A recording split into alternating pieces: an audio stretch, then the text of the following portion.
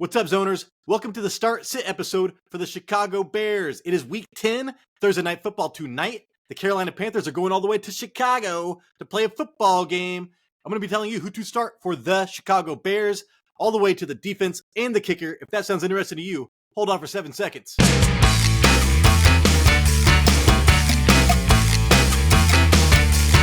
can do it! What's up, Zoners? This is Tyler, Big Turd Ward, and Banjo, the dog, coming at you live from my garage. And this is the Fantasy Red Zone, today's episode. So like I said in the intro, this is our play or pause episode for the Chicago Bears Thursday Night Football. If you want to watch the play or pause episode for the Carolina Panthers, go watch Jason's video. There will be a link at the end of this video. I typed up all my notes, so I might as well share that with you right now. All right, so let's set the scene. The over and under is a pretty low 38.5. I do not love it. The Bears are favored by 3.5 points. I do love that. That means that the game should be close. So look for the running backs on both sides to stay involved. It is going to be 48 degrees in Chicago at night. That's fucking cold, with a 1% chance of preset. All right, let's take 1 second and look at the defensive scheme that the Panthers like to run. Man coverage, 31st in the league as far as rate goes at only 11.7%. And they play zone, the third most in the league at 85.1%. We want to look at this when we look at the wide receiver stats. First up, Tyson Bagent. This dude has about 3 starts under his belt. I am pressing pause on this dude. Carolina allowing the 26th most points to quarterbacks at 14.4. That is not a great matchup. He threw for 220 yards with 2 touchdowns. Hey, man, that's pretty good. It came with fucking 3 interceptions that negated one of the touchdowns. That sucks. He did have 8 rushes for 70 yards. If he can rush like that, his floor will be okay. And that was at New Orleans last week. Carolina only giving up 14 points per game over the last 2 weeks coming out of their bye. I did notice that people have not been able to score against Carolina lately. He does have double-digit fantasy points in each of the games he started this year, and he also has rushing touchdowns in 2 of the 4 games he has played in this year. He has 3.9 average completed air yards. That is dead last in the league, man. So he does not take chances. He does not throw the fucking ball. If you watch these games like I have had to, that's all the announcers talk about. Tyson Bagent, he might have a okay floor, but his ceiling is almost the same as his floor.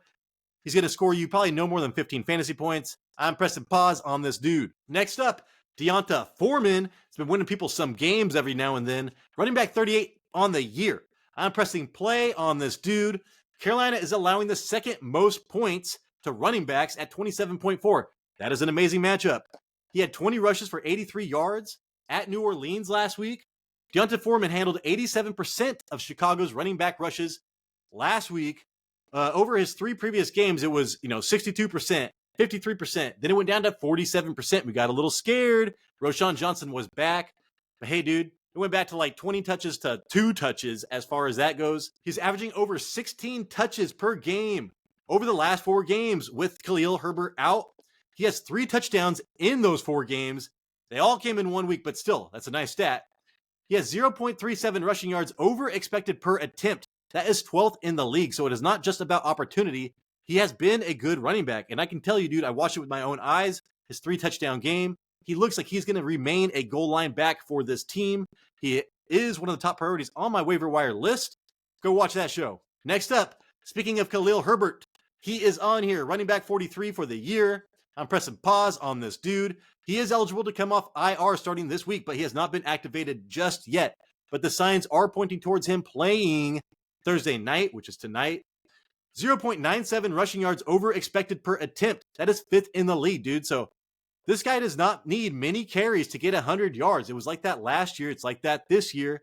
I want to see him on this team when this offense is clicking, because they were doing terrible when he was actually doing okay in the beginning of this year. Then they really started to click when he was gone. He only has 1 game of 9+ fantasy points on the season. So even if he is able to play a little bit, I am not confident that he is able to be a starter for your fantasy team. Next up, DJ Moore, a revenge game. I should be starting him, right? Wrong. Pause. He is wide receiver number 6 on the year, dude. But as long as Tyson Bagent is starting, I'm not fucking touching DJ Moore. Carolina giving up the 27th most points to wide receivers at 23.3. That is a terrible matchup. So it looks like to beat the Carolina Panthers, you just run on them. You don't really have to throw the ball. Carolina giving up the 31st most points to wide receivers in the left perimeter position. Moore plays that position 48% of the time. That's his most common position. So they give up the second least amount of points. Yeah. To where DJ Moore likes to run his routes. That is fucking terrible, okay? He had 3 receptions on 5 targets for 44 yards last week versus New Orleans. 55 receiving yards or less with 0 touchdowns in each of the games with Bagent. That's what I'm saying. You want 55 yards and no touchdown from your guy? No thanks. He played the Raiders and the Chargers as well. So those were 2 amazing matchups for wide receivers, and it did not translate to him being a starter for you with Tyson Bagent. I do want to throw this out here, dude. 7 receptions for 249 yards against man this year. That is fucking crazy, dude. That is crazy. But I do want to say, going back to the beginning of this episode, Carolina Panthers play man, I think the second least in the league. So DJ Moore does not get to take advantage of that as well. He has a 19% target share versus zone this year. So even versus zone, he doesn't get the targets that he should. And that's the defense that the Panthers are playing the most. The Panthers have allowed 8.3 yards per coverage target while in zone. That is the 6th worst in the NFL. But again, DJ Moore is not that great in zone. So if it was man, I would have a lot more confidence in DJ Moore. Carolina has also allowed a first down or a touchdown on 41.8% of zone coverage snaps, ranking 3rd worst in the league. Is probably a correlation between them playing the most zone in the league.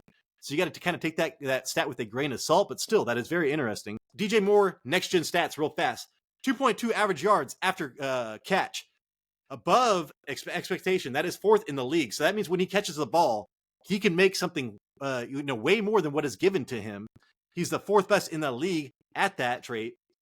He has 40.4% of the team's air yards. I love percentage of team's air yards. So that is 11th in the league. So at least, he doesn't get the target share that he should, but he gets those yards. They should target him much more often. It just takes one play with DJ Moore. I could be wrong, but the odds are that he will not do well with Tyson Bagent behind center. Next up, Darnell Mooney, wide receiver 61. I'm pressing pause on this dude. 5 receptions on 6 targets. He had 6 targets and 82 yards last week, dude, at New Orleans. That was pretty good. That's better than DJ Moore. He's been averaging 5 targets a game with Bagent, so at least he is involved. He runs 70% of his routes in the slot. This is where I get scared. Carolina allowing the least amount of fantasy points to wide receivers in the slot position this season. So terrible, terrible matchup for Mooney. Where he likes to run his routes is where the Carolina does not give up fucking points. He has a 10% target share versus zone. So what Carolina likes to run the most, he has a 10% target share, and that's shit. And he has a 0.05 fantasy point per route run against man. That is 99th out of 106 wide receivers. Banjo is coughing up a lung. Hopefully he's okay. So versus zone, he does not get targeted. Versus man, he does not create points. Darnell Mooney, you are pausing. Next up, probably the biggest play on this list, Cole Kmet, tight end dude, number 5 on this season. I'm pressing play on this dude. Carolina allowing the 22nd most points to tight ends at 8.0. I don't give a fuck. Cole Kmet just needs a couple touchdowns, baby. 6 receptions on 8 targets for 55 yards and 2 touchdowns last week versus New Orleans. 5 touchdowns in the last 6 games. That's why you're starting this dude. 18 targets over the last 2 games with Bagent.